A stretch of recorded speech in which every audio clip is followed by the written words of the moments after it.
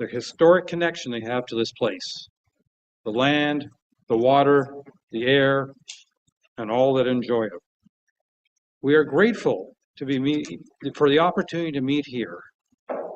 And we want to thank the generations of Indigenous people who have taken care of this place and who continue to care for it.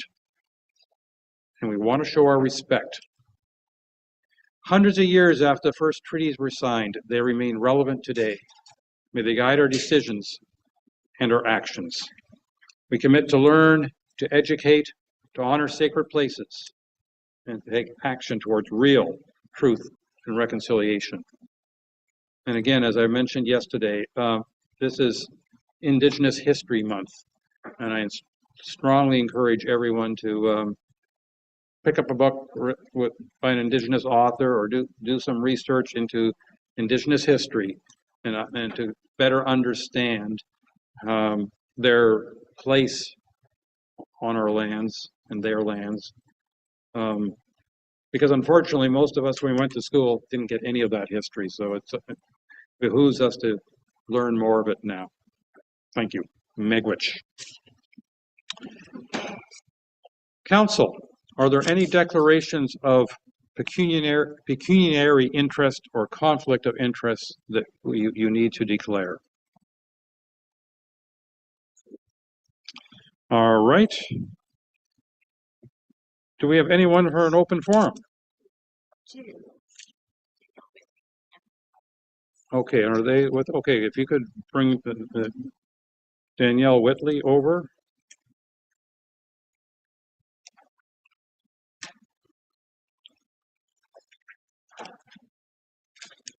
Yeah. Okay. Ms. Whitley, welcome to open forum. And I think you are aware, you have 2 minutes to present whatever you like to present. And go ahead, please. Okay, great. I'm just going to share my screen here. I may. Okay, everyone can see my screen? Well, it's black. Oh, yes, now we can. Oh, yeah? Okay, great. Hi, everyone. Thank you very much for the opportunity to speak this morning. So you might remember me from last month. We were here discussing our deeming bylaw request. So today we are back to discuss our application for our blasting permit.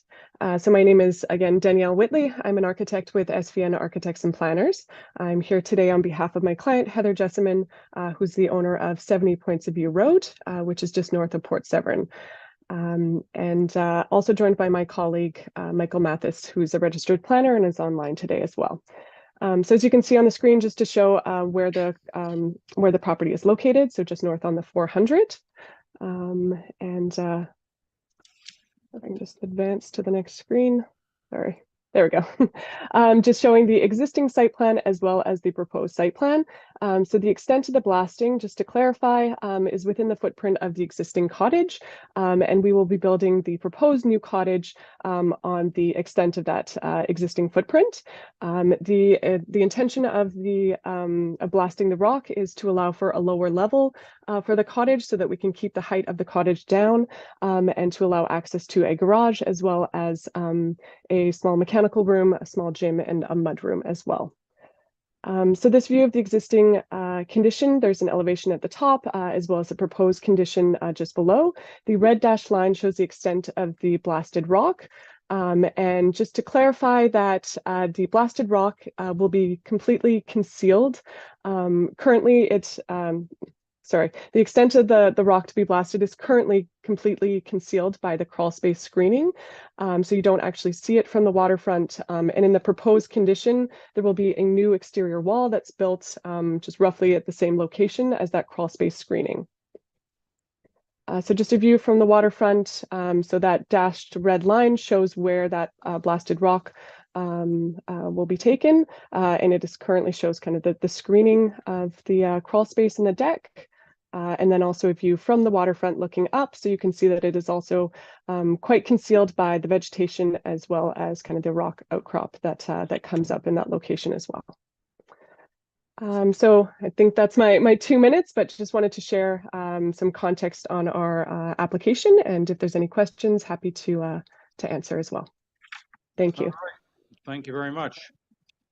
Councillors, are there any questions for Ms. Whitley at this point? We will be momentarily receiving a staff report on this application, and where we can ask questions of our staff, of course. And Councillor Jarvis. Quickly, did you explain where the blasted rock would be put? Oh, didn't mention that. So the intention is to use some of it for landscaping across the property. So where required, kind of along the driveway, and then the rest will be removed and taken off site. Okay, so there's no not rock crushing going on here then? No, that's not the intention, no. Thank you.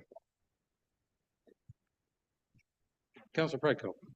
Thank you. And very briefly, can you confirm, I think in previous discussions, you had mentioned that you weren't sure how much of the ground was hard rock and what was kind of rock that could be removed without blasting. Is that correct? In this, like the existing cottage right now is built on that rock, so it's our understanding that that is kind of the bedrock and the solid kind of foundation for the new cottage as well. So it's just in this area that we're going to be kind of carving out that lower level. Okay, so it is all solid rock. Thank you. Director Whitley. Through the mayor, and just to confirm, I think there was a previous blasting application where it was anticipated to be a mix of loose material and bedrock. Thank you.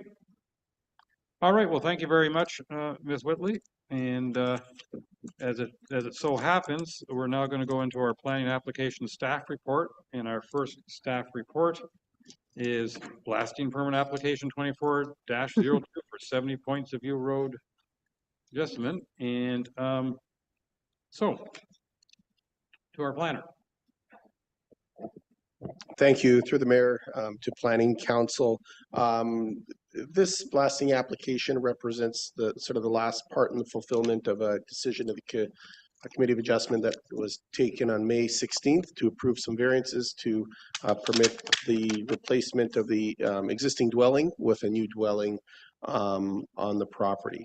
The report is before you. The blasting permit application went through the notice process that's prescribed by the township's blasting bylaw. That includes a posting of a sign on the waterfront side of the property and notice to surrounding landowners. Township staff received no comments one way or another on the application from members of the public, and no comments of concern or objection from any departments.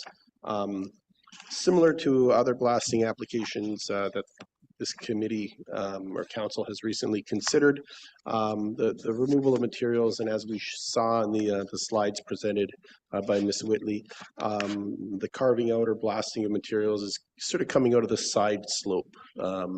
So from that standpoint, they're not taking the top off the hard-boiled egg, if I can use that analogy, and the impact on the overall sort of topography and landscape is fairly minimal. So what the area to be blasted will be under the proposed dwelling. It's under the existing dwelling as well, as we've seen from Ms. Whitley. So externally, there'd be no change to the visible topography, and no substantive change in a way that, and from planning staff standpoint, would negatively impact the quality of the views or the aesthetic of the area. Those are my comments. We are recommending approval of the blasting application. Thank you. Thank you. Council, Councilor Jarvis, is this a new hand or an old hand that I'm seeing on my screen? Okay, well then go ahead, please. Councilor Jarvis. Thank you. Appreciate that, Mayor. And yeah, sorry, I didn't get my hand down, but I did want to have it back up again. I appreciate everything that's come before us. The presentation is pretty complete and easy to understand. I have a fundamental disagreement with blasting. And despite the fact that aesthetically, I presume, particularly from the water, there is no effect, the permanent damage geologically is there for 7, 20 generations, whatever it takes. I guess a tectonic shift is about the only thing that would bring that land back to its natural state after the blasting's been done. And I can't come to terms with the concept of blasting a big hole in the granite, which is why we come up here in order to change something for the building of anything for that matter. So I appreciate everything that's come before us. I think despite the fact that what they're doing is quite damaging in my mind, I guess they're trying to make the best of the situation from their perspective, but I don't see any good reason from Mother Nature's standpoint in allowing this kind of blasting to go forward. Thank you. Thank you. Councillor Graziano, please. Thank you. Through your worship, question to the clerk. Were there any letters of opposition for this particular application? No correspondence was received on this matter. Thank you. That's all I have, your worship. Thank you. Thank you. Councillor Bocek, please. Thank you. And my question is for the Director of Planning. My concern is not so much with the blasting. It's with the picture that we were given here. There's neighbors quite close by, and there's obviously no sewers and water in this area. It would be wells and septics, and you feel that there would be no implications to the neighboring properties, and that you're quite confident that the blasting would not affect the neighbors in any way? So through the mayor, the application has been through several circulations, both from a minor variance application standpoint and now through the blasting permit standpoint. There were certainly no comments one way or another received through the blasting permit application, and I don't recall any concerns or objections expressed by the neighbors to the Committee of Adjustment when the minor variance was considered. The lands would be serviced by private septic in this, and they already are serviced because there's an existing cottage, and this blasting permit would not change that scenario. Okay, I don't have any problems with this application. Thank you. Thank you. I'm not seeing any other hands. I have one comment and one question. Oh no, two comments. One comment is, Councillor Jarvis, you could put your hand down now. Or maybe you can't, I don't know. I appreciate Councillor Jarvis's concern about blasting, but I also appreciate the fact that our rules and regulations and policies permit blasting under certain circumstances, or in certain locations. But my question, and it's not for or against this application, but just a question of process for the Director Whitlib.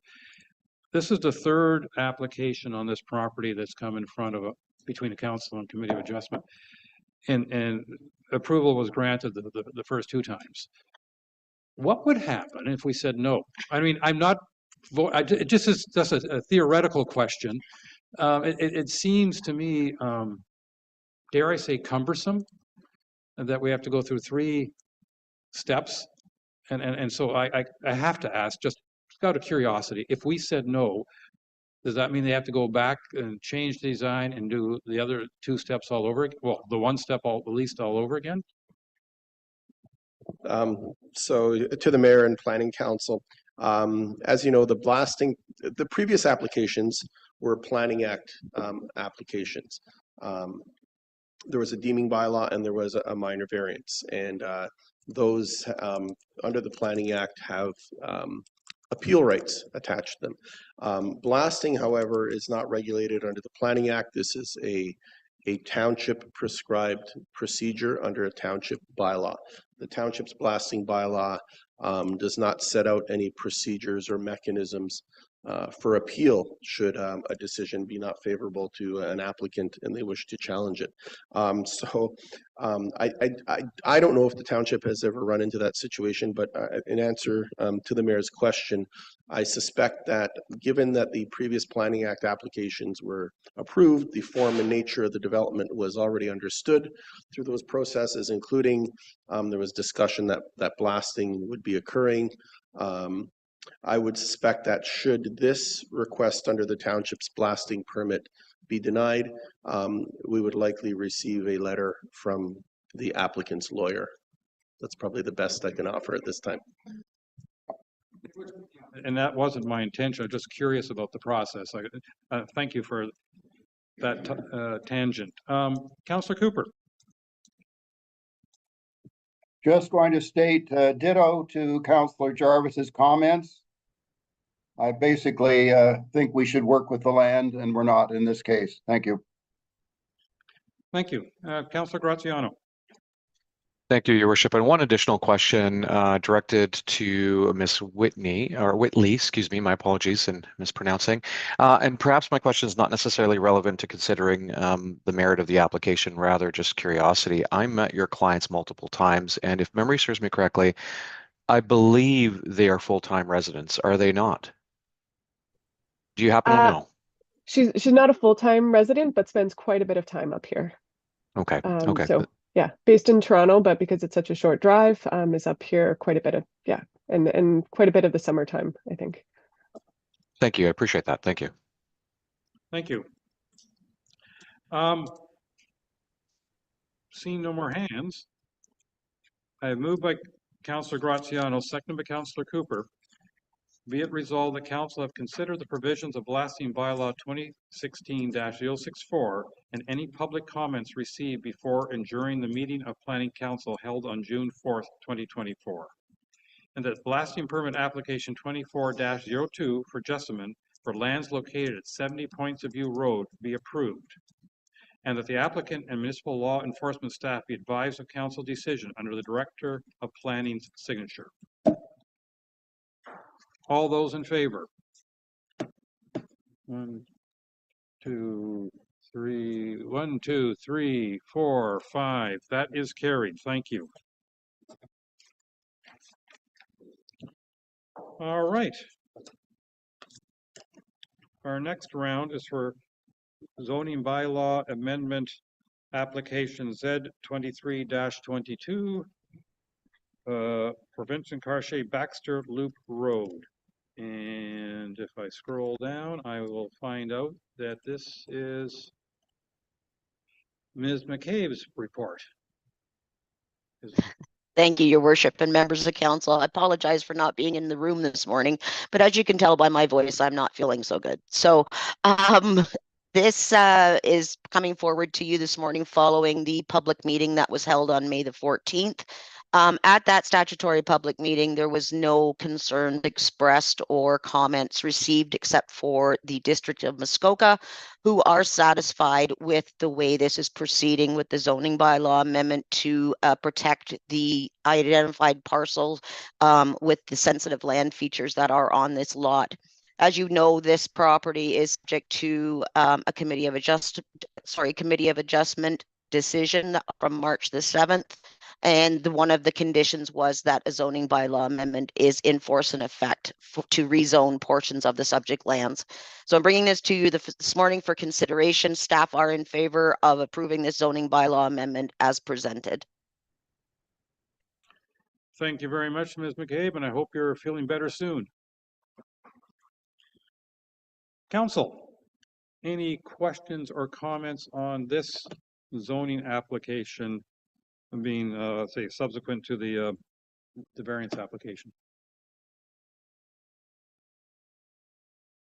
Seeing no hands, I'm going to read the motion. Oh, Councillor Cooper, please. It appears to me that there one of the two lots has EP, and there have not been any studies. Have there been studies done or not? Through you, Your Worship, there was an environmental impact study prepared. It has been peer reviewed by Hutchinson, and we have come to a final agreement that they are satisfied with the way that the zoning bylaw amendment is going forward. Thank you. Any other comments or questions? I have moved by Councillor Bocek, seconded by Councillor Hazelton. Be it resolved that Council enacts Bylaw 2024-056, being zoning bylaw amendment Z23-22, to further amend zoning bylaw 2014-75 by rezoning the property legally described as part of Lot 37, Concession 10, PCL 888 in the Township of Georgian Bay, Subject to the 3 new residential parcels and 1 retained residential parcel approved by consent file B23-32, B23-33, and B23-34 from rural RU to residential type 1, residential type 1 holding, and environmental type 1. All those in favor? 1, 2, 3, 4. I'm counting 1, 2, 3, 4, 5. I'm counting at least 6. That is carried. Thank you. All right. Next on our list is zoning bylaw amendment application Z24-03 for Myers on 1798 Island, 980 Georgian Bay. And to our planner, Mr. Donaldson, please. Thank you. I'll just share my screen for a short presentation here.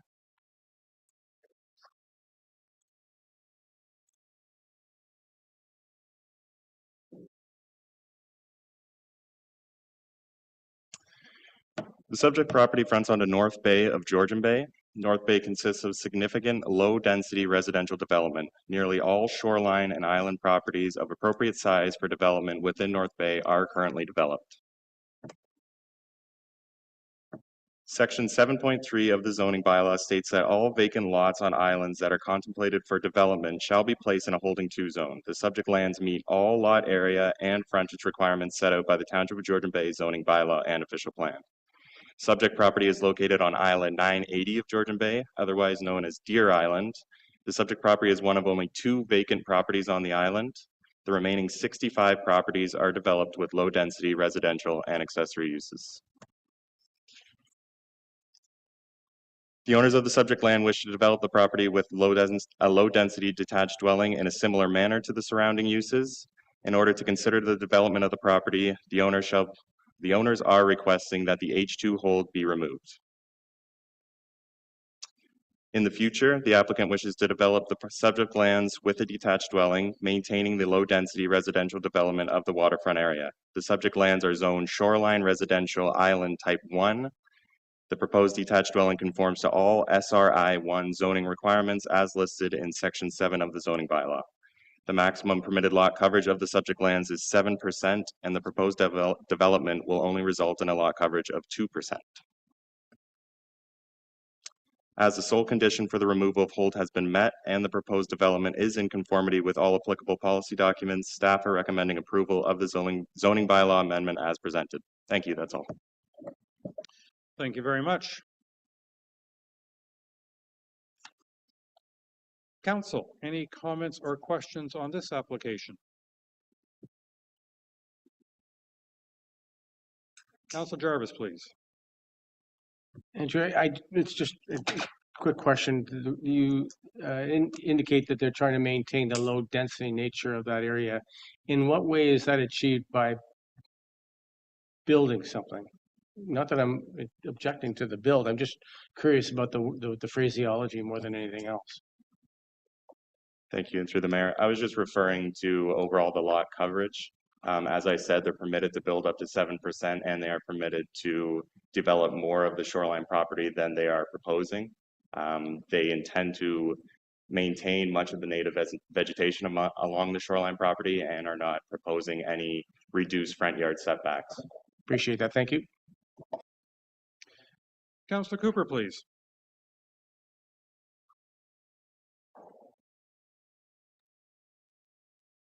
Similar question, Andrew. You described this as a low density area.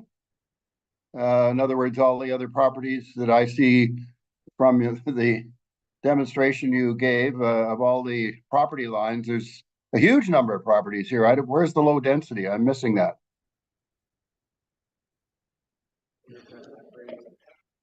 Through the mayor, yes, you're correct. Again, I was just referring to the property in specific, low density development on the property in specific. I propose that maybe the area as a whole isn't all low density, but the directly surrounding properties on either side of the property are considered low density, in my opinion. And the development as proposed, I consider low density. Thank you for the clarification. So you're saying immediate adjacent property are not high density, but yeah, I thought you said this is a low density area, and I failing to see that. There's a lot of developed lots. Just trying to get it accurate. Thank you. All right. Any other comments or questions? I have moved by Councillor Jarvis, seconded by Councillor Predko. Be it resolved, the council enacts bylaw 2024-057, being a zoning bylaw amendment, Z24-03, to remove a holding H2 symbol on lands legally described as Island 144, Register Plan RD 1931, Part 2, formerly Baxter, now in the Township of Georgian Bay, District Municipality of Muskoka, known municipally as 1798 Island 980. All those in favor? 2, 5, 6. I see at least 6, so that is carried. Thank you.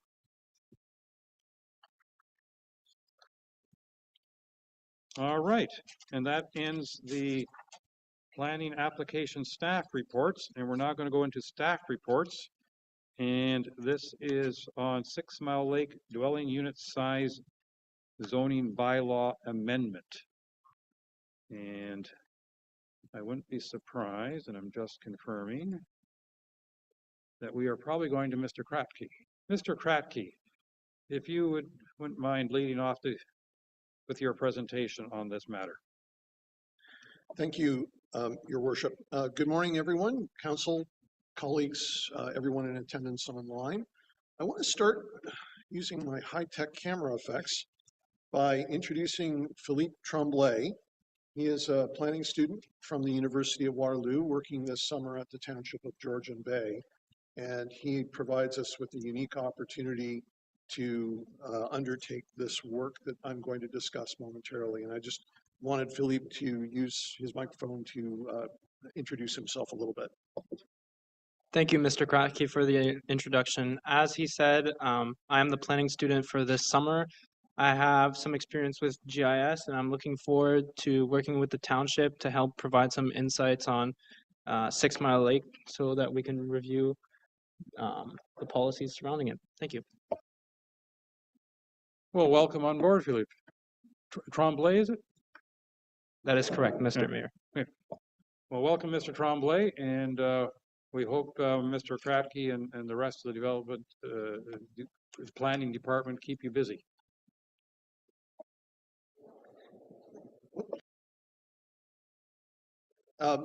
Thank you, Your Worship, and with your permission now, I will share my screen.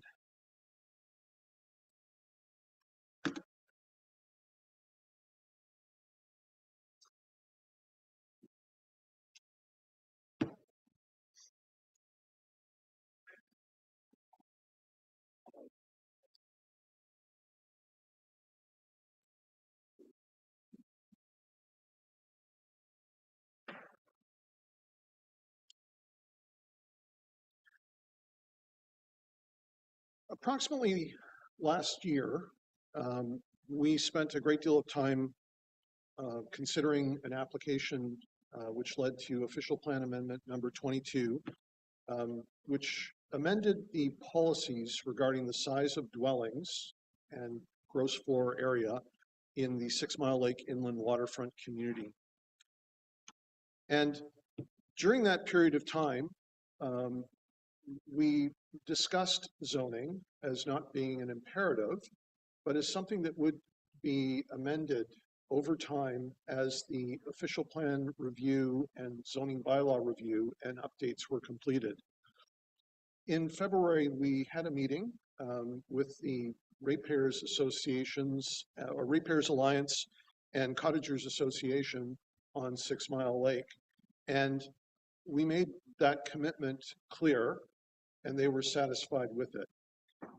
At that time, it was our understanding that we would already be in the early stages of commencing those reviews and updates. However, that is still to come. And so at this point in time, given the unique opportunity provided to us with Philippe's presence here on our team, we're proposing to embark upon a project that would produce a zoning bylaw amendment for the sole purpose of giving implementation to official plan amendment number 22. And you will notice that there's a great deal of work taking place during the summer, which is very important work to provide the background information for that review and update, where the first public open house would take place in August, prior to Philippe's term with us ending. The proposed work plan extends out until April of next year, and that allows for a number of public open houses to take place and for council to receive a public meeting and then a decision meeting of a proposed official or zoning bylaw amendment.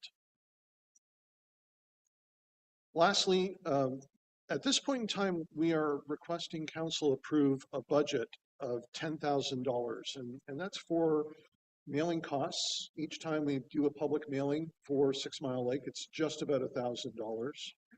Presentation boards and renting of rooms, which is a little bit of a transfer from one pocket to another pocket, given that we would hope that we would be able to use a township facility. But that is the purpose of that operational funding. And we are asking council to be aware that we will be proposing operational funding of $2,000 next year. There was some clarifications that were completed yesterday as a result of comments from our treasurer to make clear that this is a recommended budget. This is an optional budget. And I discovered an error in that optional budget for 2025. But basically, we hope this impresses upon council the value that is here with staff's presence and ability to do this work, as opposed to being something that council actually needs to consider today. We will say that one of the key differences between this proposed budget and the proposed budgets with official plan amendment 22 and the option that was presented at that time in July and August is that in this case, without a time constraint, we're not looking at potential replacement of staff time with consultants. So that's why there is no consulting cost in that. If staff time becomes occupied with development applications, we may push the work plan dates to accommodate that workload. So lastly, again, with a slight revision from the report, I'm recommending the resolution that is before you today, that you approve township staff preparing an amendment to the zoning bylaw to implement subsection F.5.9.7 of the township official plan with an operational budget for 2024 of $10,000 and authorizing staff to incorporate $2,000 operational funding in 2025. Thank you. All right, thank you very much.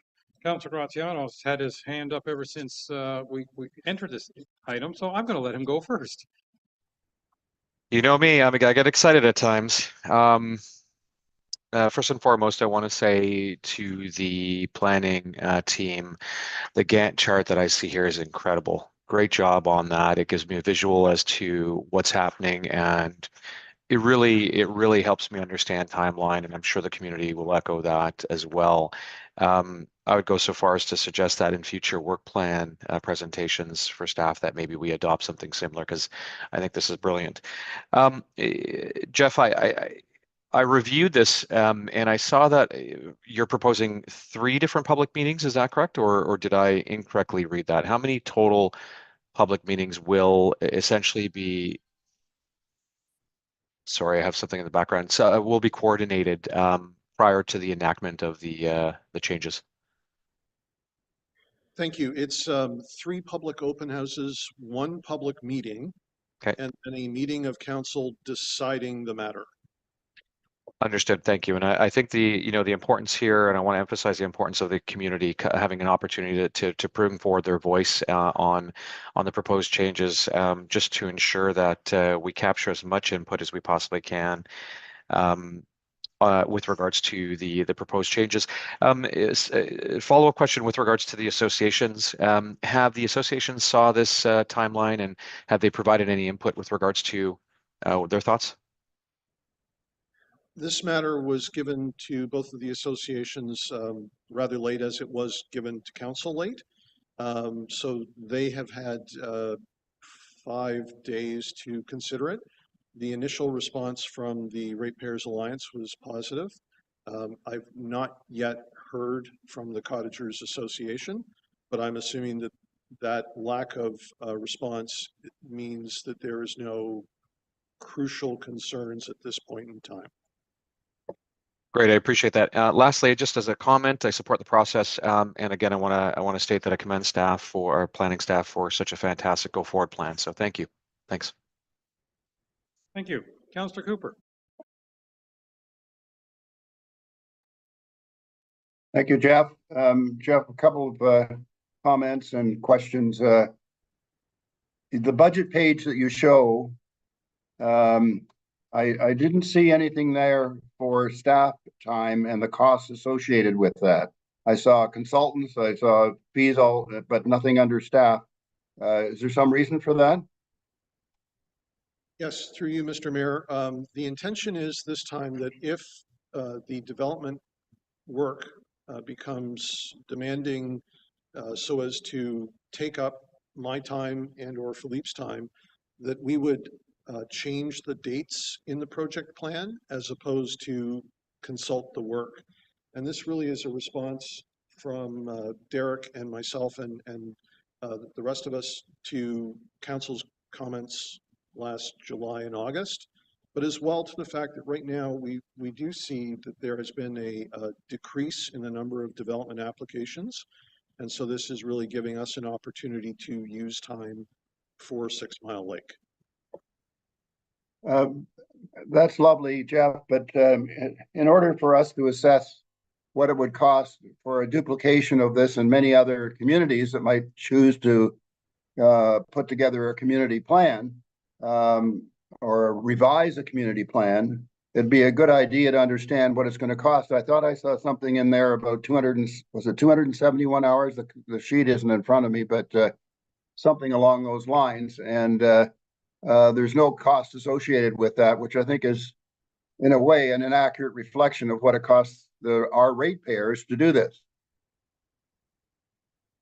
Through you, Mr. Mayor,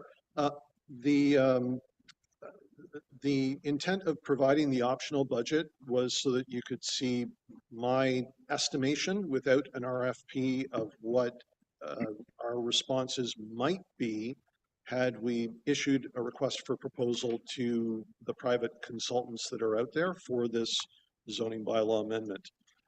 Certainly it is my estimate. It is not based upon any actual proposals, but I'm fairly confident that the hours being equal at least gives council a benchmark on which to appreciate exactly the question that you're asking.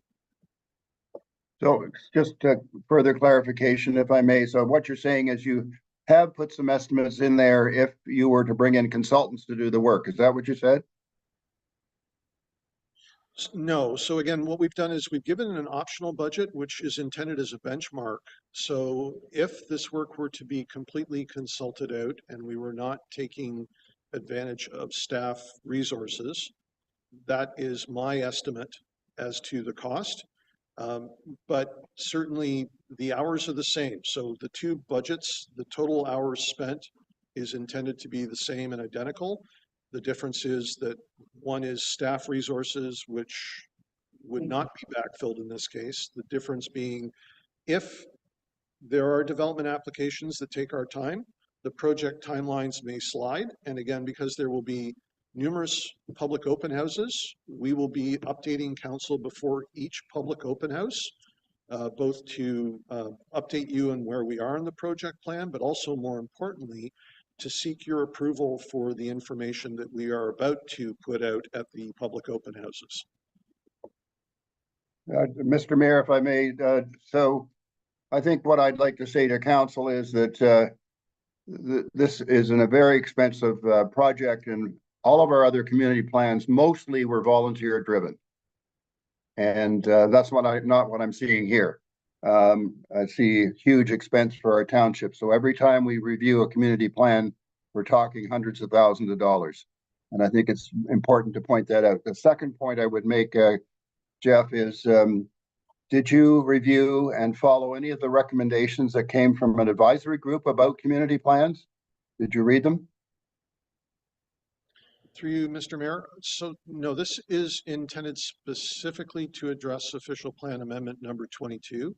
And official plan amendment number 22 used specific wording that is defined in the township's official plan.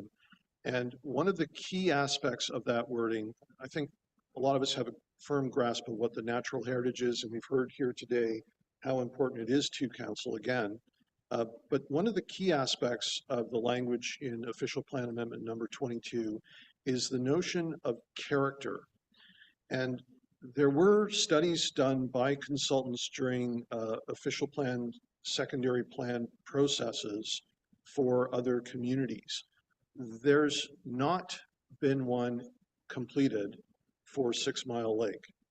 This work was part of the proposal for the secondary plan process last year for 6 Mile Lake that was made in July and again in August to council. The difference between the more fulsome secondary plan review and the zoning bylaw review is that in terms of the secondary plan review, we were going to be looking at the evolution of character over time, because the official plan recognizes that character is not static. Whereas for the zoning bylaw amendment, we are focused very much on the current character of 6 Mile Lake and its implications for zoning, given the policies of official plan 22. Thank you for that, Jeff. And I would just remind us that the other communities did do a character study for their communities, and they're provided pro bono. Thank you. Thank you. Councillor Bocek, please. Well, thank you. And through you, Mr. Mayor, first I'd like to welcome our student, our new summer student. And you could not find a better training grounds in the planning world than Township of Georgian Bay. And I think your experiences here will be good ones and memorable. To our planning department, I really appreciate the report that we received. And as a two-term councillor of Ward 3, this is something I've been working on with both associations, the Ratepayers Alliance and the Cottage Association. And both presidents have worked very well with Councillor Graziano in bringing this together. And I want to congratulate everyone involved in this process. It is a very expensive process. Throughout, I had been warning everybody to just hang on and wait until we get to the review stage. And it was a long time. 8 years ago, I'm telling people we got to hold on for another 8 years to get to this stage. Well, we're here. And I'm very happy that we're here, and I think the results will be great for 6 Mile Lake, and really will bring this community back together. And so I'm looking forward to everything coming out of this, and look forward to working with our planning department. And if our new planning student, being a GIS genius, would like to go up to district and have a look at a really superior system, I'd be more than happy to take you up and give you the tour. Thank you. Thank you. Councillor Jarvis, please. Thank you, Mr. Mayor. And I'm hoping maybe I can answer a question. Hopefully you can answer the questions I have, but I think I might help with some of the questions that Councillor Cooper had. You're not showing any costs for township staff on this because we're already paying you. So yeah, that's money already spent. I hope that answers the question that Councillor Cooper, I think, was trying to address there. Your timeline that you give, I think, is quite admirable. I really appreciate that concept, and I hope it works out really well that way. I'm curious to know if in future, when we get to our own OP review, do you imagine that we'd be using a similar type of scenario for mapping out how that will be done? Mr. Mayor, if I can, I will defer that to Yeah, that would be Director good. Whitley.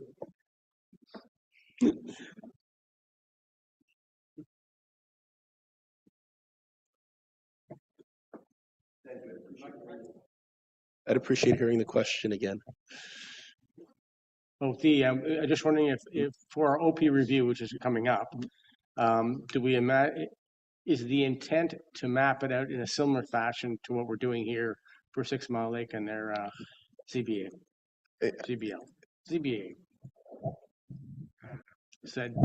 Yeah, the short answer is at this time, no. I think what we're looking to do is utilize both the expertise we currently have at our disposal and some of the technological innovations that have occurred at the district to really in a detailed way get an understanding of the form, size, location, setbacks of structures in a way that we've never had the ability to before.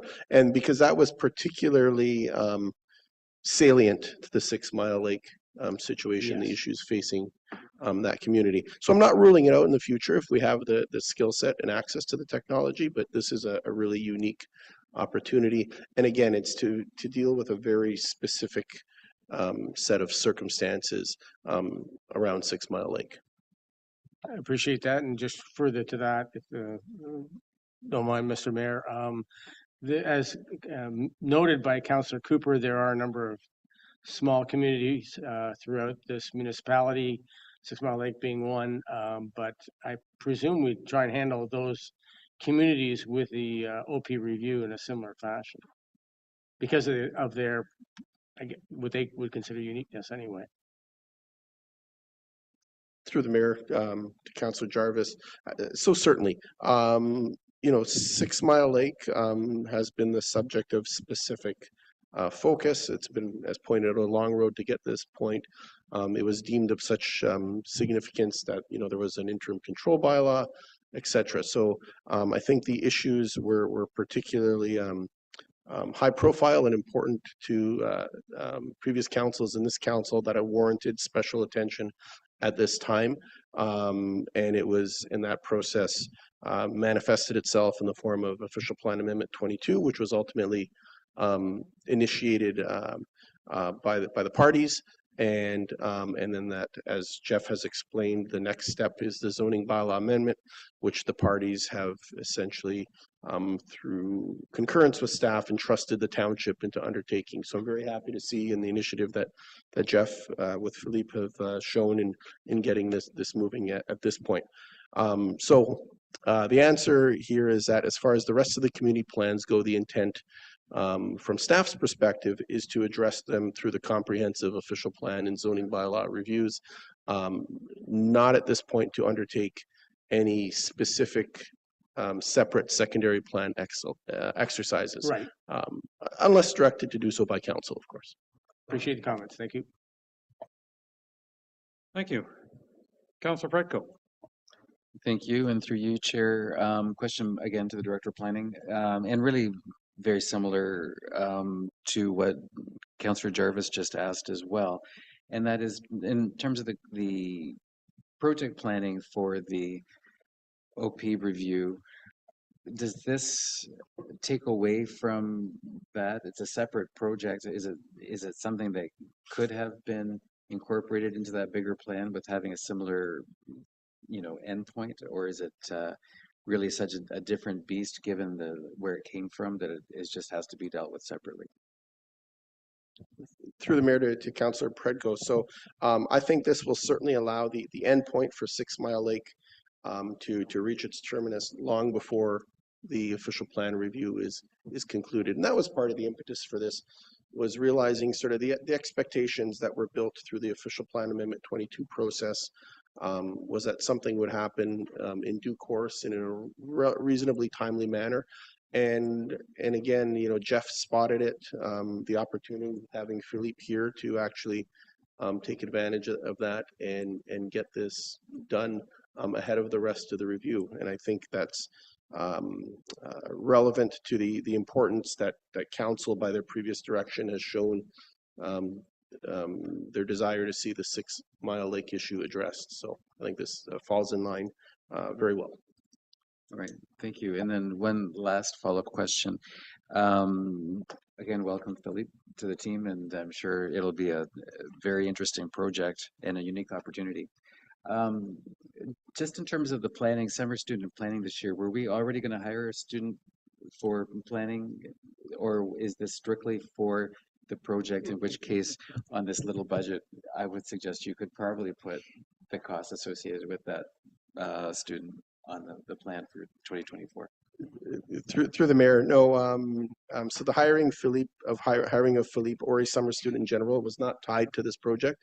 That was budgeted and planned for long before that. It just so happened that we landed ourselves a student with a great technological skill set. So there's any number of duties we can have him doing, but we're trying to get him on something that's going to best utilize the skills he offers to us. Okay, great, thanks. Well, thank you very much. I just want to make one comment, because I've heard a number of comments about not showing the costs of our staff versus the consultants, all that. Typical consultants cost up to 3 times the amount of staff. And I'm looking at the rates that were quoted here for the external consultants, and sadly for our staff, I know we're not paying them anywhere near that. Not because I know their salary, but because I know our budget. And but I think what it does do is it speaks to how important it is that we are fully staffed, that therefore we don't have to utilize consultants to the same extent. And not only does our staff have the significant advantage of better understanding the circumstances, the history, and the files, but they cost us well less than half, maybe a third of what consultants cost us. And that's presuming the consultants are as efficient with their time as staff, which isn't always the case when they're trying to figure us out sitting in some other part of the province. So I'm very pleased to see that we're able to use staff on these projects as much as possible versus consultants. I think that is a real advantage. My question, is this in any way either taking away from the planned official plan review, and or is this like a head start for 6 Mile Lake on their official plan and zoning bylaw review? Thank you, Mr. Mayor. It is a bit of a head start, but only to this specific item. And this specific item is already partially completed because council has committed through the official plan review not to intentionally reopen it. That's not to say that if the public asks to discuss some point that it may not be discussed. Clearly, we will respond to the public. But in this case, we have created a new policy for the size of dwelling on 6 Mile Lake. And there is a few key aspects of our current policies which are not either well understood or perhaps need a closer look through this zoning bylaw amendment process. One of those is the character of 6 Mile Lake, which Philippe offers us an opportunity to learn from a clear, objective process. And secondly, I think the definition of gross floor area, which has been a problematic definition at the township, and that's, you'll notice one of the studies is going to be looking at best practice definitions for gross floor area. I think what we don't want to do is repeat the mistakes of 2013 that led to the tension on 6 Mile Lake and the formation of the 6 Mile Lake Ratepayers Alliance. We do not want a third community group being formed because someone is overlooked. So no, this will never close the door on the public and their participation, but this is meant to be the opportunity under the current official plan amendment number 22 to provide zoning guidance so that a ratepayer would not need to themselves do this work in order to make a development application that might otherwise conform to the zoning bylaw. No, and I asked because my fear, excuse me, my fear, and maybe that's too strong a term, but my concern is that we go through a lot of public meetings to establish a zoning bylaw amendment to match the official plan amendment, and let's presume council passes the final recommendation. Guaranteed that some people won't be happy with that. And if the following year we're doing official plan public meetings, are we going to be revisiting these things all over again? That's why, one of the reasons I'm asking. Mr. Mayor, planning is never done. We do the best we can to propose policies and zones for the future. This really comes down to a question of, number one, honoring the commitment to the Ratepayers Alliance and the Cottagers Association to ensure that there is a zoning implementation tool for OPA 22 in a timely fashion. But number two, that we, for the first time, start to look at what is the character of 6 Mile Lake. There's been a lot of discussion about it. There have been studies done in other waterfront communities in this municipality to establish what the character of those communities might be. There was not a study in the 1990s when the 6 Mile Lake Community Plan was first proposed and when it was essentially, as it was written prior to OPA 22, in existence in that time. We honestly don't have any clear understanding what character of 6 Mile Lake means. And this will be the first opportunity. The key difference, though, between this study and the one that was being proposed where 2 students over back-to-back work terms are going to be working on it, was that this study is going to strictly look at today's character. It is not going to explore, as other studies for other communities when secondary planning has taken place, it is not going to explore what is the history, where has this community's character come from, and how has it changed over time. The study will look at the current character and how that current character can be then provide guidance to inform the zoning for size of dwelling. Thank you. Councillor Cooper, please. Just briefly, I've heard some of the other councillors make reference to the cost, as did I, and I just want to reinforce that some of the other communities actually, with the fees that they charge their membership, paid for consultants to do some of the work. I know in the case of my community, somewhere between $35,000 and $45,000 over 10 years ago. And we need to be mindful of that. Why are there some freebies and others, there are no freebies? And so that's, to me, a little bit problematic. I understand the problem with 6 Mile Lake, but I don't see anybody stepping up and helping pay the bill. So we also, in some of the other, most of the other communities have community plans. They had planning experts and planning lawyers who volunteered their time, pro bono, hundreds of thousands of dollars of pro bono time. And now we're paying the piper for one community. Be prepared to do that for others. Thank you. I think, Councillor Cooper, in fairness, it should be noted that both associations on 6 Mile Lake hired planners, and I have no idea to what extent lawyers, but they certainly hired planners that provided input to the process. So they didn't get off entirely scot-free, if I can put it that way. Councillor Bocek. Sorry? I said mostly they did. Thank you. Councillor Bocek, you had your hand up? No, I took it down. Okay, thank you. Councillor Graziano.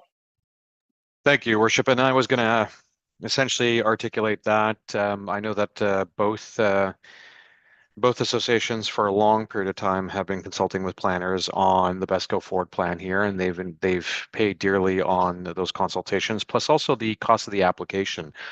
I believe that one of the associations had essentially funded the cost of the application and from my understanding, that cost was not inexpensive to say the least. So I think that they've definitely put their money forward to show that they're prepared to make change. And you know, based on my understanding of the circumstance, past terms of council, unfortunately, approached this by way of a small sample size fallacy. They didn't necessarily do the due diligence required in order to truly understand the community and what the community wanted. Rather, they based decisions on a small sample size that were vocal and based decisions on how they were going to approach planning on 6 Mile Lake through that small sample size. So I'm really looking forward to seeing the results of the planning team and or the planning department's outcome for this particular project. I think that it's great. The timeline looks great. And the cost, I think, is really insignificant. Rather, it's providing a substantial savings relative to us going and outsourcing this to consultants. So again, I reiterate, I think this is a great plan. And thanks, Jeff, for bringing it forward. Thank you. Mr. Kratky, you had an additional remark? I do. Thank you, Your Worship. So actually, both community associations have offered their resources. They did so in February. And certainly if the council wants to amend the resolution before it to add a fourth that township staff shall explore ways in which the community associations can participate in the review or the preparation of a zoning bylaw amendment for 6 Mile Lake's size of dwellings. I'm very satisfied to take that advice from council and implement it and to amend the project plan. I think I should remind council that we have a motion in front of us that is talking $10,000, some of which will be paid to ourselves. If it involves, you know, building rental or what have you, that may be township. So we're not talking a huge amount of money here.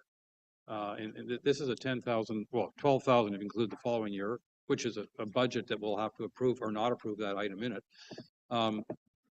This is not the most expensive motion in front of us in those terms. Councillor Jarvis. Just really quickly, apropos of comments made by our planner, do you really need our direction, or is it something that you would probably naturally be doing anyway with regards to the two cottage associations and any offers that they may come up with and to help out? I'm satisfied to proceed either way, but I think that the certainty of the resolution is that it speaks council's mind as opposed to me considering the comments that I've heard here today. So I encourage council to add that fourth part to the resolution if it is important. Yeah, I think it would encourage better buy-in from the associations as well. We can add an extra line if you like. I don't doubt that actually both associations will be investing a fair bit into this process regardless with their own planners and everything else. So I feel almost like if we ask Mr. Kratky to explore ways of getting them to fund us, I'm not sure that's entirely fair. And again, this is a motion with regards to $10,000. All right. I don't want to go through another round given all this, so I'm going to go to the motion. Moved by Councillor Hazelton, seconded by Councillor Jarvis. Be it resolved that Council for the Township of Georgian Bay authorizes a project plan for the purpose of Township Planning staff preparing an amendment to the zoning bylaw implementing the size of dwelling policies in subsection F.5.9.7 of the Township Official Plan, and that the operational funding budget for 2024 of $10,000 be drawn from working fund reserves, and that council authorize staff to incorporate $2,000 into operational funding for 2025. All those in favor?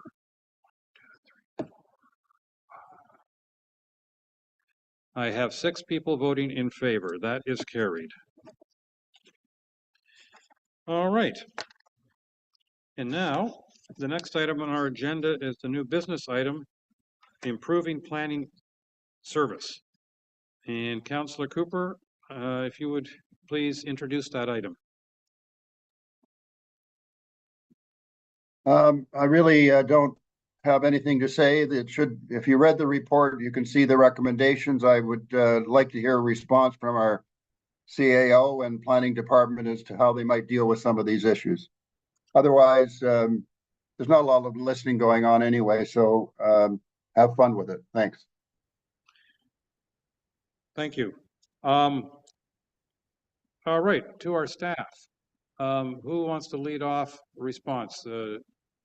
Director Whitlib, please. Certainly. Thank you, Mr. Mayor. So maybe I'll offer some comments on the resolution. I really appreciate it. And I'm pleased to say that some of these things are suggestions that are very well taken and have already been put into action. So for example, the proposed resolution speaks to ensuring that council be notified of all OLT hearings, merit hearings, etc., and be kept up to date on the progress. Absolutely. So we'll make sure that's done certainly moving forward. And I know there was a gap in the communication with one of the more recent OLT hearings between the staff report and the actual passing along of the detail that the hearing had been scheduled. So we'll make sure that that doesn't happen again. The resolution spoke to the type of counsel to retain under different circumstances, and certainly from planning staff's perspective, that's something we saw already done based on council direction, for example, with respect to the Oak Bay rock crushing, right? So a bit of strategic decision making there. So I think that's certainly a useful suggestion. There was a suggestion made that, or the motion contains a suggestion that legal counsel consult with planning council or the committee of adjustment, assuming that's depending on who the respective decision-making body is. I guess my only comment there would be that would certainly be something we can suggest to legal counsel if they think that's useful in terms of their understanding of, and I think the nature of the proposed motion was that legal counsel have an understanding of what the mindset in the decision making was. So again, from planning staff's perspective, I think we're happy to pass that suggestion along.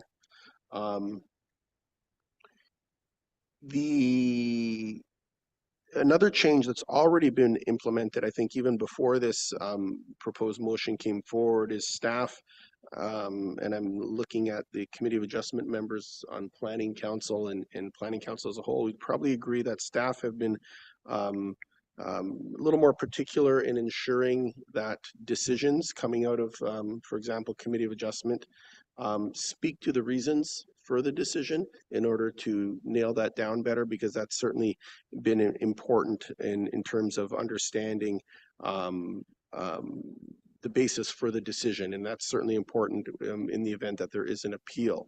I think the motion suggests that that be reflected in the minutes as well, and my only comment there is that the minutes certainly do a good job of reflecting the discussion, but the minutes don't necessarily reflect the will of that body, and I think the will of that body is only, as a whole, is only expressed in the decision or the motion.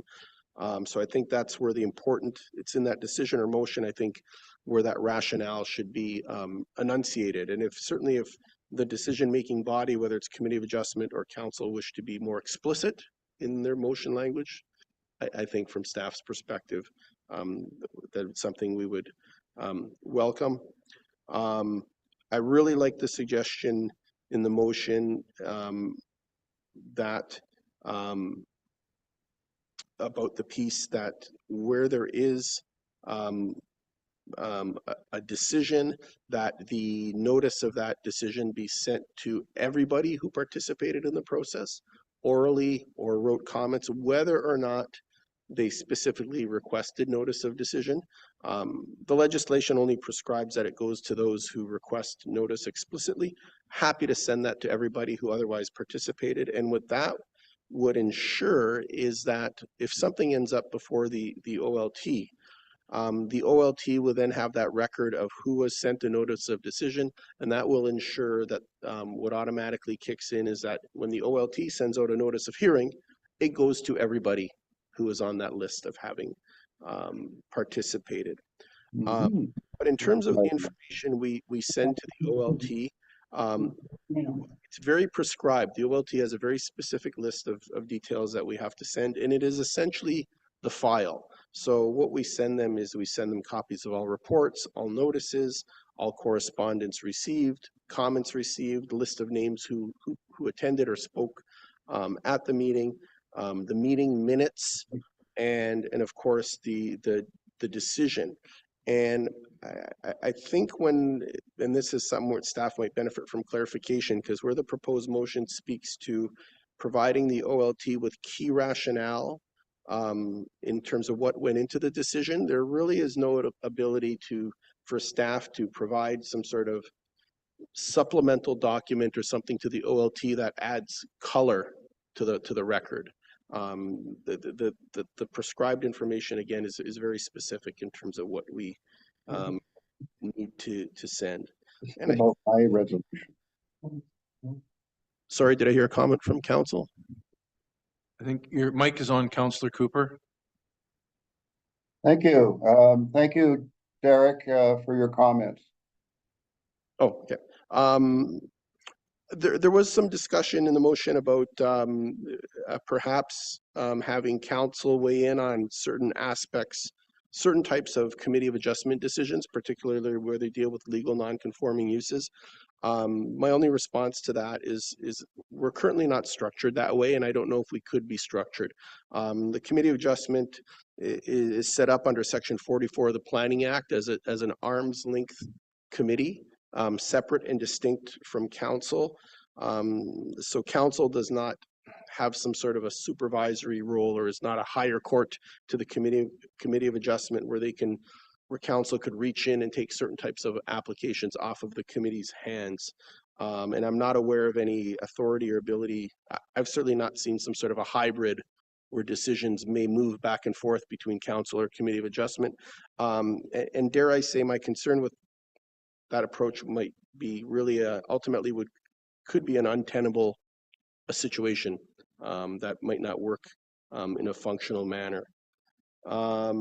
And I think there are some comments on minutes and what they contain, and I think those probably there might be other staff that might wish to offer suggestions or thoughts on that. So those are my comments. Thank you. Thank you very much. Any other staff members wish to make any comments? Clerk Way. If I could just follow up from Mr. Whitlib's comment about the minutes. Minutes are to be recorded without note or comment. I know the resolution did request that the correspondence be attached to the minutes.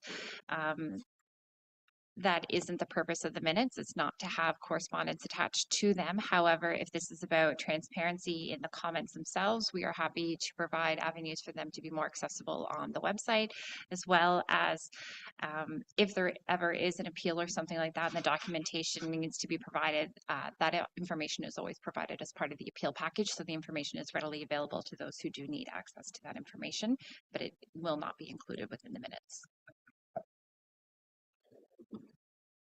Thank you. Any other comments from staff?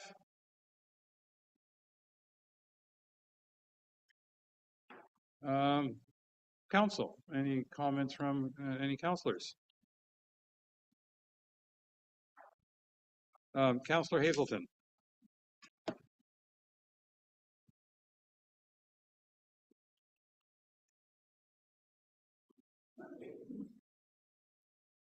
Sorry, you have two phones, one makes a noise.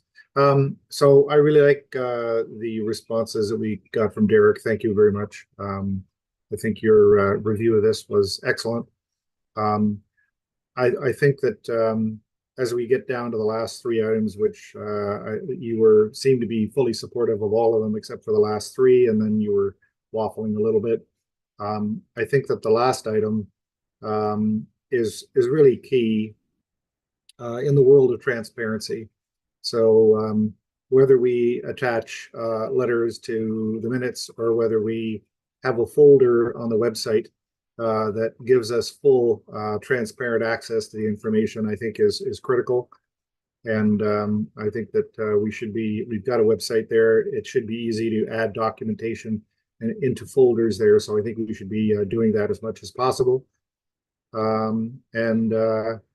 think the third last item there is intended to highlight a current dilemma that some of us believe we have, and that is there is, as we all know, if I talk to a lawyer, one lawyer is going to give me one opinion, and I talk to another lawyer, I'm going to get another opinion.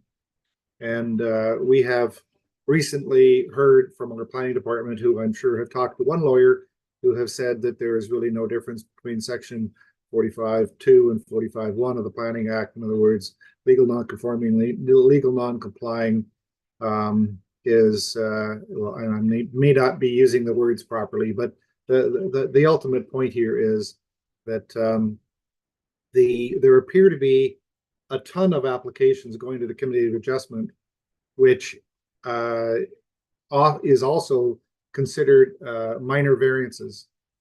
And many of the applications going to the Committee of Adjustment are not minor. And so I think the intent of that paragraph is to capture this dilemma that we find ourselves in, which is if we think that the Committee of Adjustment is to handle minor variances, and we are seeing variances of 100, 200%, those don't appear to be minor. And there appear to be different opinions in the marketplace from planning experts and lawyers as to those issues and the kind of the inconsistencies there, if you will, or the different opinions. And I think what we're ultimately looking for here is to acknowledge that we have this challenge and find a way to aggressively get to a point where we can all get to the same page of understanding. And I think that, again, back simply put, if a minor variance is 100% or 200%, how could we possibly consider it minor? And that's really where I think that third last paragraph is focused on. Thank you. Councillor Cooper, please. To my initial comment when we started this discussion, I hope there'll be some listening. I did not hear from our CAO in response to the first page of this document. There were a number of questions and or comments, I guess, with respect to direction from our CAO, and I haven't heard anything. Is there any reason for that? Mr. Mariotti, do you wish to respond? Oh, his microphone isn't working. One moment, please.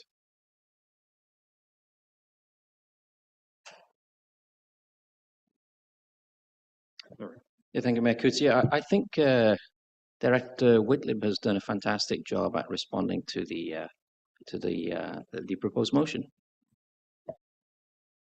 Thank you. Councillor Graziano. Thank you, Your Worship. In reviewing the motion, I agree with most of it in principle. You know, based on earlier comments, I strongly believe that we should have different options for our legal counsel when it pertains to our decision as council on how we'd like to proceed. And it seems that we in past conversations have echoed that, and I think that it should be considered having a couple of options here whereby we have a strong litigator for those that when we're going to defend, and alternatively when we seek to settle, then course, perhaps we could use a different litigator. I also agree that all info on OLT matters should make their way to not only council itself collectively, but also to the community that has written in. I do agree that also that our director of planning, Derek, had responded very well, and it seems like he's addressed most of this with regards to how he intends on incorporating it. I would like to perhaps see how this nets out with regards to further transparency, including the community as a whole on matters that they are following closely and are interested in, as well as subsequent OLT matters and how that gets communicated back to council. So again, I agree in principle on what has been requested here by Councillor Cooper, and I do look forward to seeing how our planning staff execute on it. Thank you. Thank you, Councillor Jarvis. Yeah, thank you, Councillor Cooper, for the report. Thank you, Director Whitlibb, for your response. I'm finding myself in agreement with Councillor Graziano for the most part. I just have a couple of points. One would be, I think this is just on the tails of Councillor Graziano's comments. I think in the section with regards to who, what lawyer handles an appeal, as per what has transpired recently with council. I think that's a process that worked well. And I think if we follow through on that process, I don't think we need to give specific direction in writing this way. I think it's better that council is involved in that process as to how we proceed with an appeal to the OLT. So that's my difference of opinion on that section. And I'll just apropos of comments made by Councillor Hazelton regarding this interpretation of legal non-conforming versus legal non-complying. I know I've been in discussions with the planning department on this. And I think we're all grappling with a better understanding of this. And I think we need to figure out how we deal with it going down the road, because I think it will be a stone in the road that we have to get over unless we can somehow remove it. Thank you. Councillor, excuse me, Councillor Predko. Thank you, and through you, Chair. I don't think that I have too much more to add. I think thank you, Councillor Cooper, for presenting this. I think they're excellent points for discussion, and I think Director Whitlibb has provided great responses to many of the items, and that's where I'm wondering, how do we handle responding to this morning, since a lot of the points raised need explanation as to how they could be activated or enabled. And I don't know if this is something that we should be referring to staff for a report, or if it's something that we need to try to have comfort with each that clause, so that we could pass the resolution, because it's a lot in one resolution to try to feel confident that every item is a checkbox and can be checked by staff. Thank you. That's, I guess, more a question for the clerk. And I was looking at this and I was using my little tick marks, and there's 10 paragraphs here, and it seems to me that 7 out of the 10 are already agreeable and are being done by our planning department and staff, and therefore whether we pass this motion on those 7 or not, I mean, passing the motion is simply confirmation of what's taking place or should be taking place and is planned to be taking place. So I don't even want to talk further about those 7 paragraphs. I want to talk about the 3. The first one was I think 1, 2, 3, 4, 5 numbers. Paragraph number 6 directs staff to provide key rationale to the OLT. I'm paraphrasing. And I believe your response, Director Whitlibb, was that you can provide whatever is in the documents that are requested, but you don't have an option to fill in the blanks elsewhere. I'm just wondering if we should I mean, to me, if we have meeting minutes that include explanations as to why a application was defeated, that presumably would include the key rationale. Director Whitlam. Thank you, Mr. Mayor. Meeting minutes and even more emphasis on the actual decision or motion itself. And I think by doing that, that would provide that frame of reference to the OLT in terms of the documents, the prescribed documents they receive.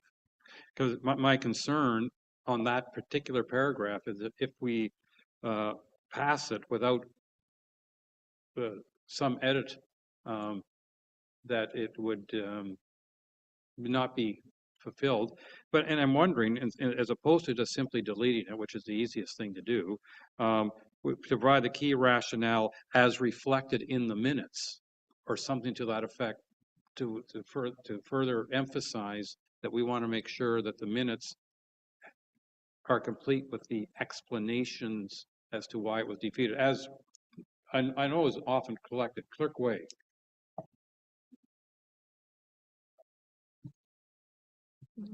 The minutes are to be recorded without note or comment. So I, as a clerk, cannot make an assumption and put it in writing about why collectively a decision was made, which is why Director Whitlib keeps referencing in the decision or in the resolution. That's where the detail needs to be. But I do recall in a number of Committee of Adjustment defeats that the clerk at the time asked for reasons because she asked to be able to record those reasons. To me, that's the key rationale item, is those reasons. If I may, yeah, please. And I think the reason for that ask from the clerk was to record those reasons in the decision. Yeah, that's where it should live. Yeah, and so I think what we wanted, I don't think I'm misinterpreting Councillor Cooper's intent, that we want to make sure that that explanation, those reasons, however, which become part of the minutes, I presume, that they are complete with that explanation. Because we know we had one situation where we were disappointed that we didn't think the explanation, the reasoning had been properly recorded. So I think we want to encourage that we don't slip like that again. I agree with the idea. Thank you, Mayor. Thank you, Councillor. So I think that I would like to maintain that paragraph, but by adding the words "as recorded in the decision."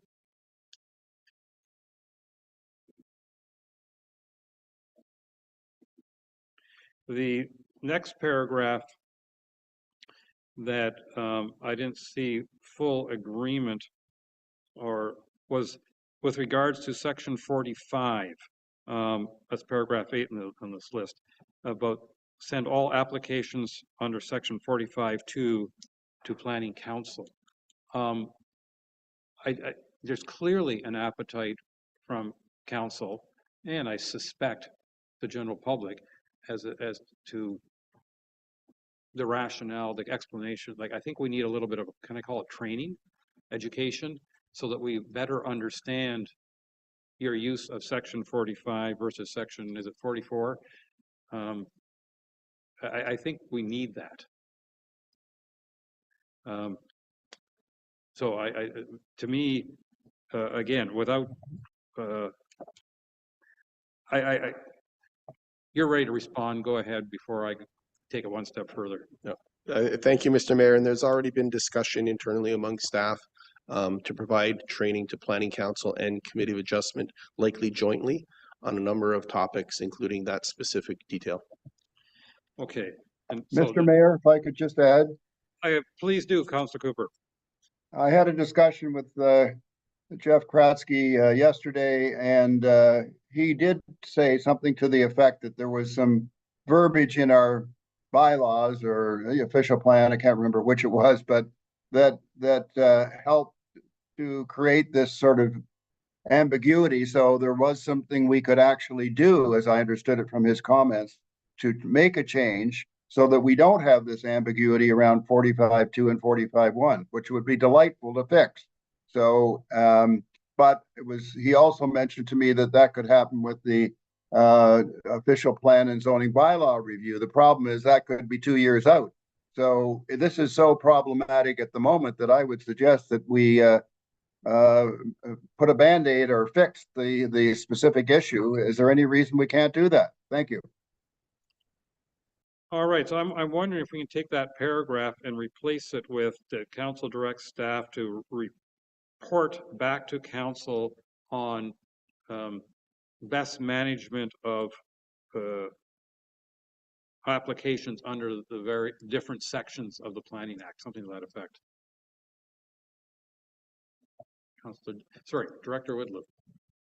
Thank you, Mr. Mayor. I think, and I stand to be corrected, I think the concern is specifically with respect to the treatment and consideration of legal non-conforming, legal non-complying uses.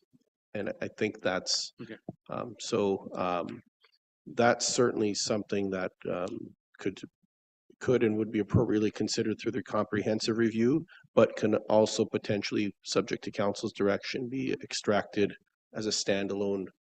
I don't want to use Band-Aid or patch or whatever I heard, but I think that's a section of the zoning bylaw that can be looked at. And section 45.2 captures That's those? correct. It's a okay. 45.2 issue, yes.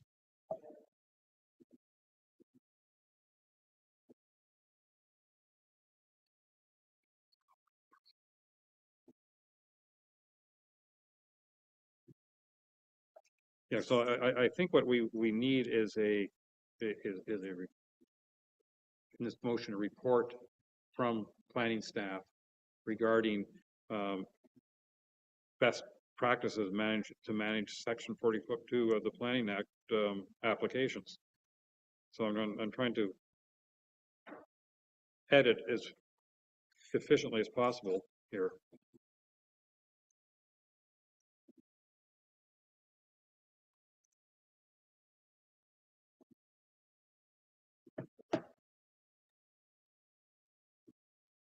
I'd be okay with that, Mayor. I just think we need to bring some clarity because the Gowlings decision is questionable, and that's what's being referenced over and over again. And there are other opinions that don't agree with that. So all I'm asking is that we figure out a way to put a finger in the dike, so to speak, because there is a problem with 45.1, 45.2. Things are the definitions are being conflated. Thank you.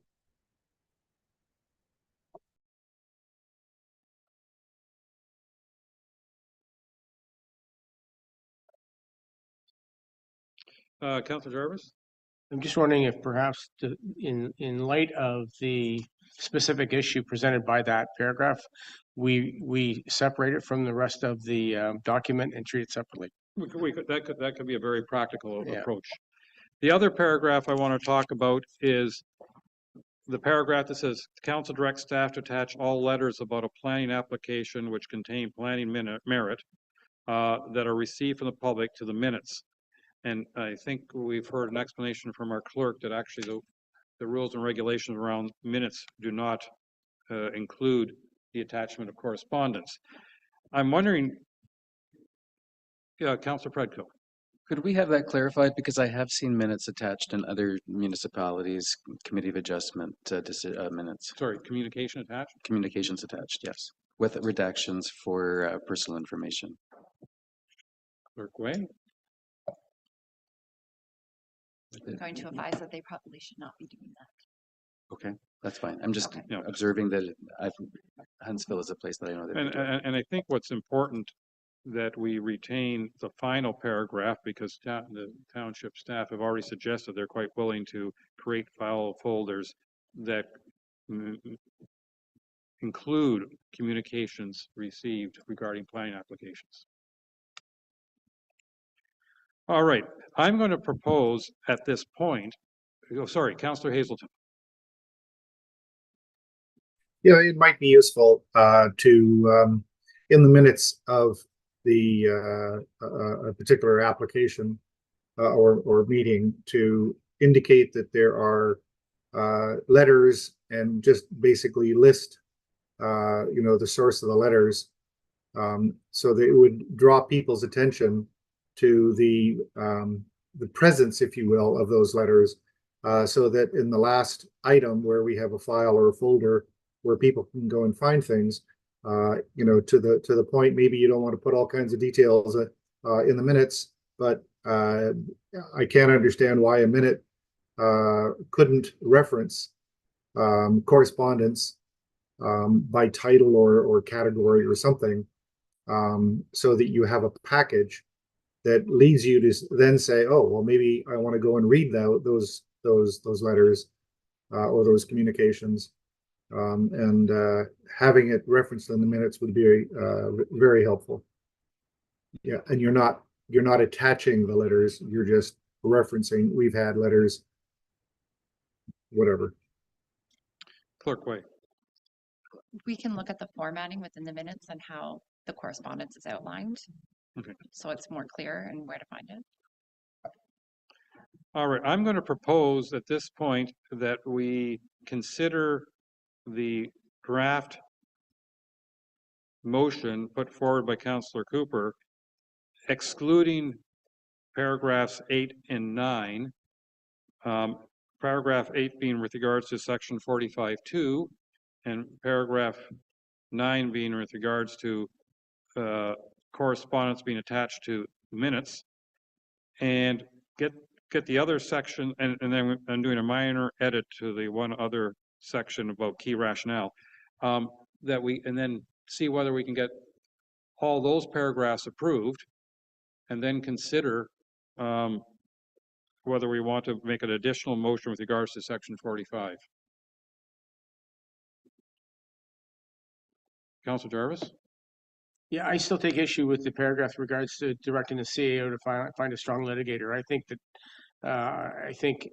that per recent experience, having Director of Planning, CAO, and Council determine how we are to proceed is a better process, not to have specific direction for all cases in this manner. I think there should be some flexibility on that, because it would depend, I think, on discussions we would have regarding any specific OLT matter or appeal. CAO Mariotti. Yeah, I'd agree with Councillor Jarvis. I'd like to keep the status quo on that one.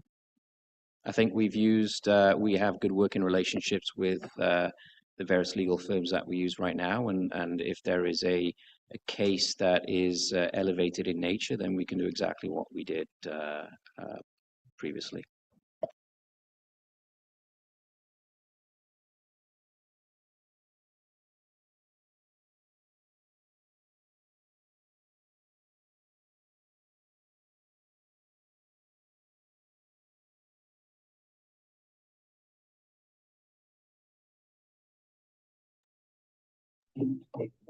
That's the problem.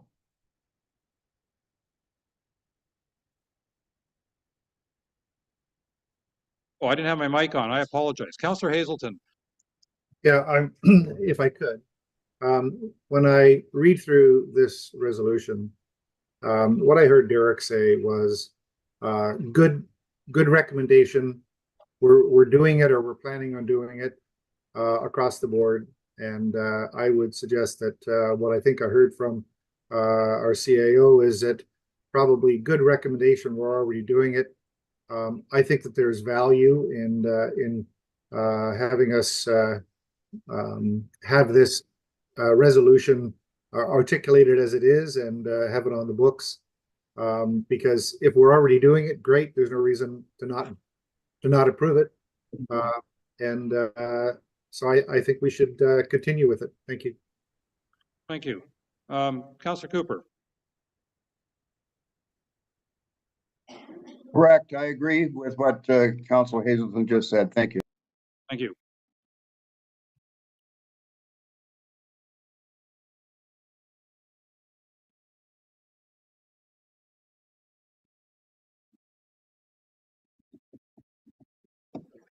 Okay. Any other comments?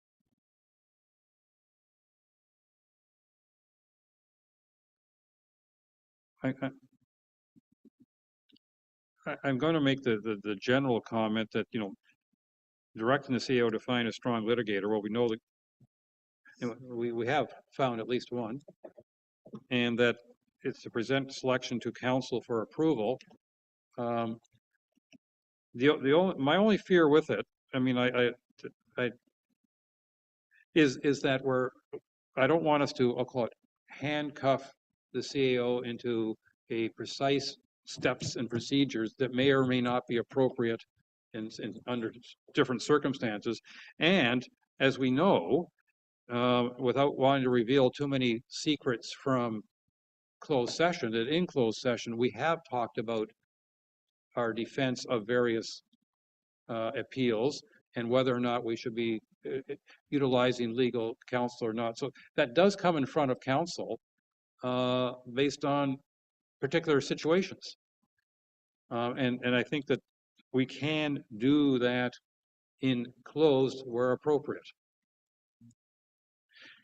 All right, what I'm going to do, Councillor Hazelton? I hear what you're saying, Mayor, but I do want to reiterate the fact that the standard policies in place that are required by the CAO and by council don't reflect what's in that paragraph. And yet we have, as a council, both last term and this term, urged our CAO to work with us in a more transparent manner. And I think the wording in this paragraph accurately reflects the ask of our CAO on important matters that deal with lawyers. And so I think it is very consistent with what we have been doing with our CAO, but it's not articulated anywhere. And I think there's value in having it articulated. Thank you. All right, what I'm going to do, because there's been some debate on that, on the first round through, I'm going to omit those particular paragraphs, and then we'll go back and have further discussion on the paragraphs I have omitted. So, at this point, I'm going to read a motion that includes paragraphs 1,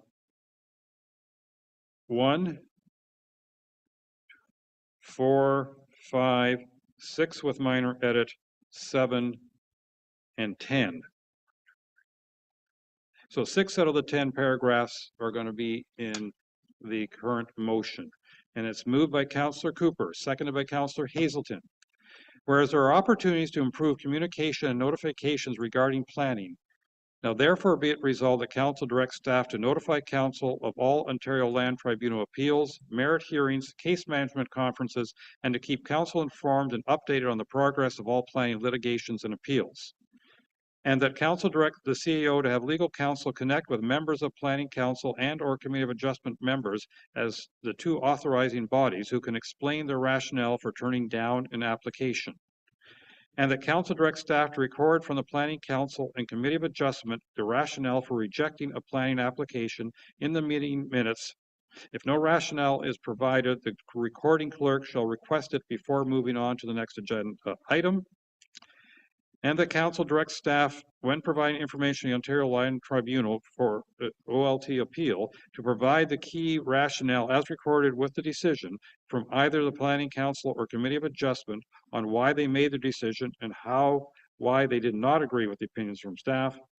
And that Council directs staff to consider anyone who has written in about specific planning applications to automatically treat that interest as a request to be notified of any appeals or merit hearings, case conferences, or decisions of the Ontario Land Tribunal on that application without specifically or separately requesting to be notified. And that Council directs staff to populate a file folder on the Township of Georgian Bay website to ensure that all communications regarding planning applications and Committee of Adjustment applications are readily accessible. All those in favor of those 6 paragraphs that I have read, please raise your hand. 1, 2, 3, 4, 5, 6. I got all hands up. Those 6 paragraphs have passed unanimously. Now that we're going to have some further discussion, but I'm going to suggest we take a 5-minute break. What do you mean that's it? So we could permanent adjourn. I said that we'd have further discussion on the other items. Oh, three, so you want, okay, sorry.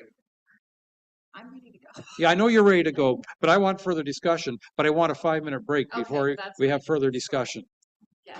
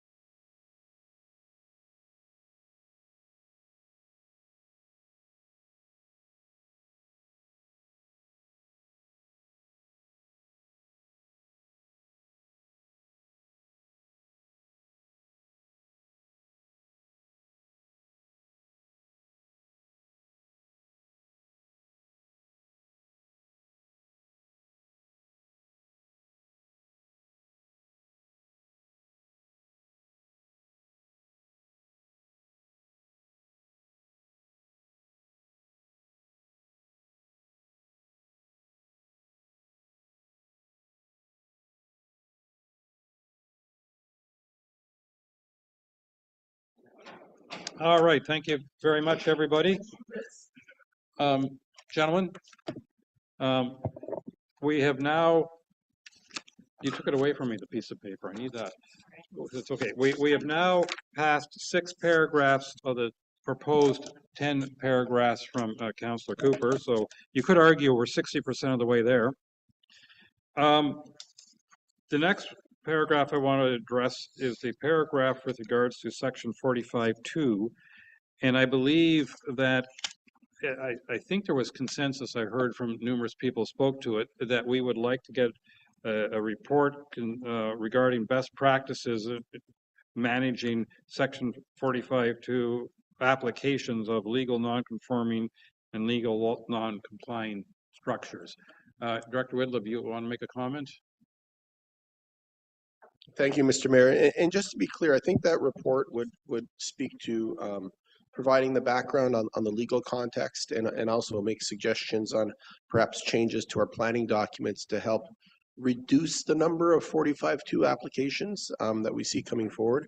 But to be clear, that I don't think that report from planning staff standpoint would weigh in on the Committee of Adjustment versus council powers. I think that's a very separate matter and not one that can be addressed through this means. Thank you. Councillor Cooper.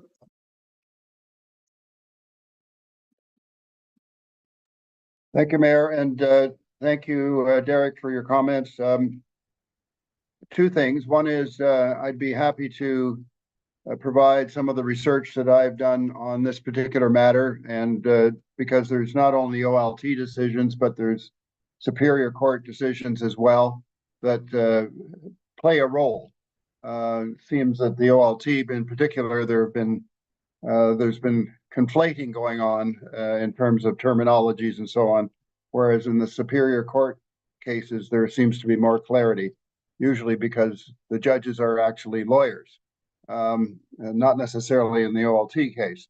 So I'd be happy to provide that. The other thing is I may or may not be able to remain with you as the rest of this. I have a 4.5 or 5 foot fox snake trying to attack a bird nest here. So I have a nature call, so to speak. So I'll try and attend as when and if I can. Thank you. All right, thank you very much, and good luck with protecting the birds.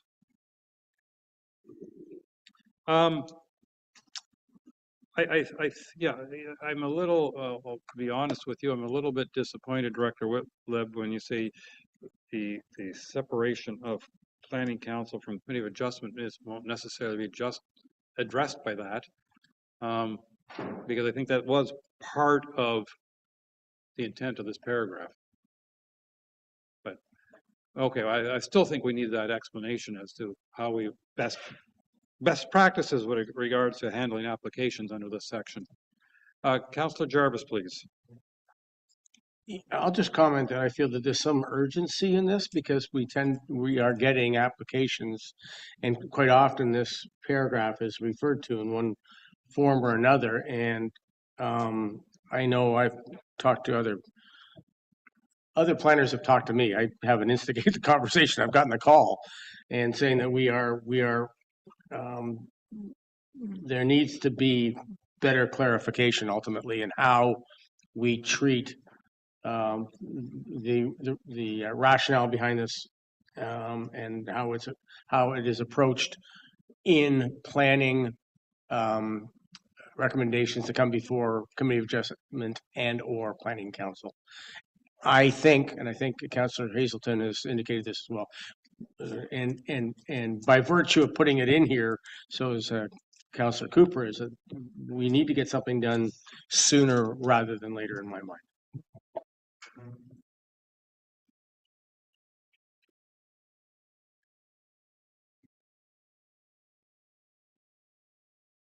Okay.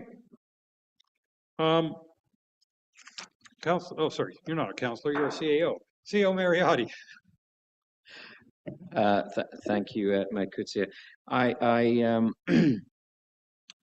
I think what we need to do, and I know staff have mentioned this about the training. But I think we need to take it to another level, because we're hearing various legal opinions, planning opinions, and our job is really to present legal and planning opinions in as much of an objective manner as possible that will take care of the township as a whole. So what we can do is we can actually bring in a legal planning lawyer, and I'm thinking of an individual that I think Mr. Whitlib has worked with in the past, and Ms. Way has worked with in the past, who it's going to cost a little bit of money, but it is going to be a very well experienced legal planning opinion that we can do this training and hopefully move forward, on these matters, if that's council's will. Well, let me ask you, Councillor Hazelton. Yeah, I'm not sure that this is just simply a training issue. I've heard Derek Whitlib tell us that there are issues with our OP and zoning bylaws that may need to be considered to reflect the kinds of things that Councillor Cooper, Councillor Jarvis have suggested, and I have suggested. And I don't think we're dealing with just a training matter. I think it goes well beyond that. So I think that what Councillor Cooper put in this paragraph may push the boundaries a little bit, but I think we've heard from our Director of Planning that there are things beyond training that we need to consider.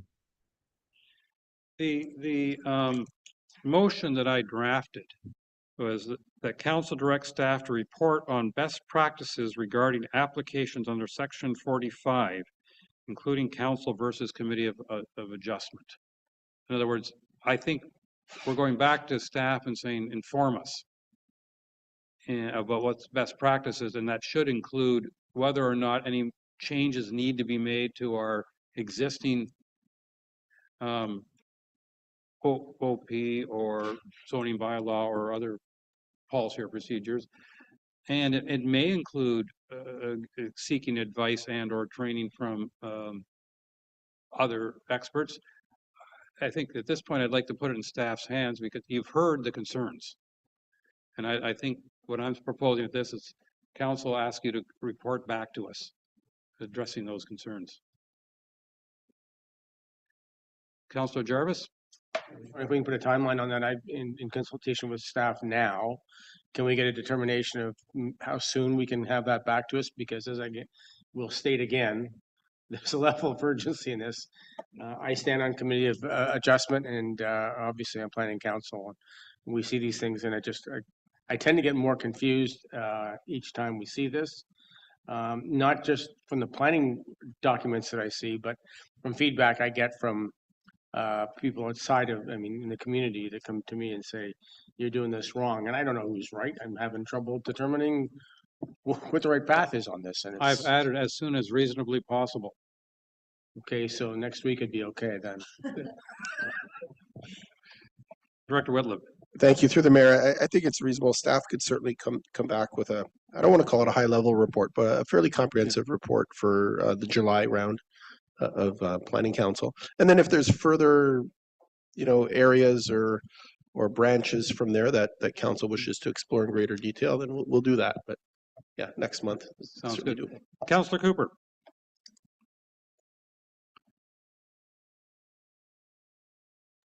I'm okay with that. I just would like to suggest that that when you come back here with the report, that if there's any training, for example, that training that is to be instituted and who's going to be doing the training is there's a consultation with council about that. And the reason I raise that is there may or may not be some firms that we're aware of, or your council that is, that may or may not be ideal for this training. So because I've found some firms are very skewed in their views. In other words, very pro-application, not pro-plan. So I would just suggest that council have be heavily consulted, very clearly consulted on who's selected. Thank you. Thank you. So at this point, I have moved by Councillor Cooper, seconded by Councillor Hazelton, that council directs staff to report on best practices regarding applications under Section 45, including council versus Committee of Adjustment, as soon as reasonably possible. All those in favor? All right, and I believe that has carried unanimously.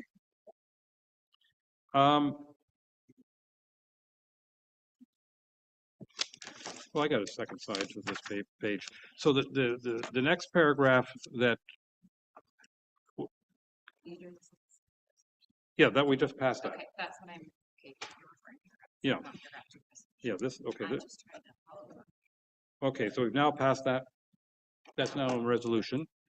And then the next paragraph that that was in the original resolution was that council directs staff to attach all letters about a plan application which contain planning merit and that are received from the public to the minutes. And I believe we've already had an explanation that that is not considered appropriate or best practices from our clerk. And I'm not sure we need to put anything else in there, given that we've already passed a resolution saying that a file folder will be populated with all this communication. Councillor Cooper.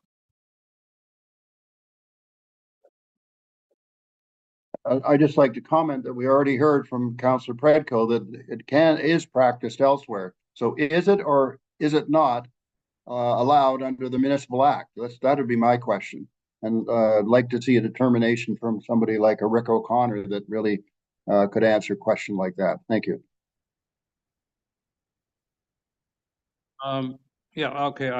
To my knowledge at this point, clerk, to the best of clerks' knowledge, that those who are attaching them, and it's not considered best practice, but I'll give that as a direction to Clerk Way that if she can give us some, we'll call it reference that indicates that, it'd be appreciated. All right. And that leaves us with the two paragraphs around the strong litigator. I'll call them strong litigator paragraphs. They currently read that council direct the CAO to find a strong litigator, experienced in municipal planning law and familiar with representing municipalities of the OLT appeals, to represent the township when it decides to put on a defense of its planning decisions and to present selection to council for approval. And then with the next paragraph points are, if council directs staff to settle, the CAO could consider Garrett Pickfield. And if council determines a vigorous defense is needed, the CAO should identify and retain a very strong litigator. So those are the, I'll call it, strong litigator paragraphs. And they were removed when I read the first resolution. So now, any comments on strong litigator paragraphs? Councillor Jarvis. Yeah, I voice concern, so I'm happy that we're treating this separately. I don't know if what I've got here would make or would be useful or not, but I've formed my own motion if that might please the mayor and clerk. If you could read that, then we would get a pretty good idea where you stand. Along the lines of that the CAO, in consultation with Director of Planning and Council, determine the best path forward with legal counsel on any individual OLT, on a individual OLT case basis. All right. Any comments? That's the basis. Okay. Councillor Cooper. Yes, thank you. And I think what Councillor Jarvis has said covers it off anyway. Can you hear me? Yes. I think he's covered it off. Basically, we'd like to make sure that council's consulted as well when it comes to one type of OLT hearing versus another. That's really what it comes down to. And we don't need to name anybody, and as happened in this particular case, but we would like to be consulted so that we are very confident and comfortable with the direction forward. Okay, thank you. Councillor Graziano. Yeah, I would second Councillor Jarvis's proposed amendment. I do think that it captures the intent behind the paragraph, as well as addresses my concerns with regards to us as council having the ability to provide staff with direction on who we should choose or hire for to defend on different litigation matters or OLT matters for that. Thank you. All right. Clerk Way, or did you capture enough of that? Or do we need Councillor Jarvis? Move. So, I got it. It took me a second. Yeah, that's. okay. Okay, so moved by Councillor Jarvis, seconded by Councillor Graziano, Ms. Way. Be resolved that the CAO, in consultation with the Director of Planning and Council, determine the best path forward with legal counsel on an individual OLT case basis. Any further comment? All those in favor? And that is carried. So in future, we're going to have Councillor Jarvis write more of our motions, and then we'll be sailing. Well, I think I just want to say thank you very much to Councillor Cooper for this motion, because I think it's led to some good discussion, good confirmation and confirmation of, I'll call it, best practices and direction as to where they can be improved. So I think this was good use of our time. Can I put it that way?